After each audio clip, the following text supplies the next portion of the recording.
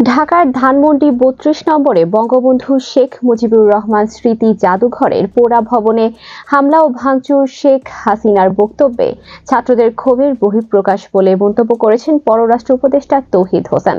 বৃহস্পতিবার নিজ মন্ত্রণালয়ে গণমাধ্যমের সঙ্গে মতবিনিময়ে তিনি এ মন্তব্য করেন। এ সময় ভাঙচুর প্রসঙ্গে উপদেষ্টা তৌহিদ হোসেন বলেন, শেখ হাসিনা ভারত থেকে যে ধরনের বক্তব্য দিচ্ছেন তা ছাত্ররা ভালোভাবে নিচ্ছে না, এটা তারই বহিঃপ্রকাশ। উপদেষ্টা বলেন, ভারতের লিখিতভাবে অনুরোধ করা হয়েছিল শেখ হাসিনা যেন উস্কানিমূলক বক্তব্য থেকে বিরত থাকেন। তারা বৃহস্পতিবার আবার চিঠি দিয়েছেন ভারতের দায়িত্বপ্রাপ্ত হাই কমিশনারকে তলব করে। ভারতে অবস্থান করা ক্ষমতাচ্যুত প্রধানমন্ত্রী শেখ হাসিনার বুধবার অনলাইনে ভাষণ দেন।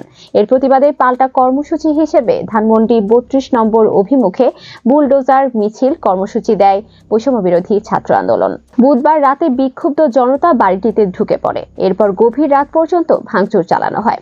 এক পর্যায়ে আনা হয় একটি এক্সকেভেটর। এই কার্যক্রম বৃহস্পতিবারও অব্যাহত ছিল। বৃহস্পতিবার ভোরে এক্সকেভেটরটি দিয়ে বাড়িটি ভেঙে ফেলা হয়। উৎসুক জনতার কেউ কেউ ভাঙা স্ল্যাব থেকে রড খুলে নিয়ে যায়, কেউ বাড়িটি থেকে এসি খুলে রিকশায় করে নিয়ে যায়, আবার কেউ কেউ নিজের মোবাইল ফোনে ভিডিও করেন। বাড়িটির উল্টো পাশে বঙ্গবন্ধুর প্রতিকৃতিটিও ভেঙে ফেলা হয়েছে। তবে ঘটনাস্থলের আশেপাশে কোনো আইন শৃঙ্খলা রক্ষাকারী বাহিনীর সদস্যদের দেখা যায়নি। এর আগে গত বছরের ৫ আগস্ট ছাত্র জনতার তীব্র গণ আন্দোলনের মুখে পতন হয় শেখ হাসিনা সরকারের। প্রধানমন্ত্রী পদ থেকে পদত্যাগ করে দেশ ছাড়েন ক্ষমতাচ্যুত প্রধানমন্ত্রী শেখ হাসিনা।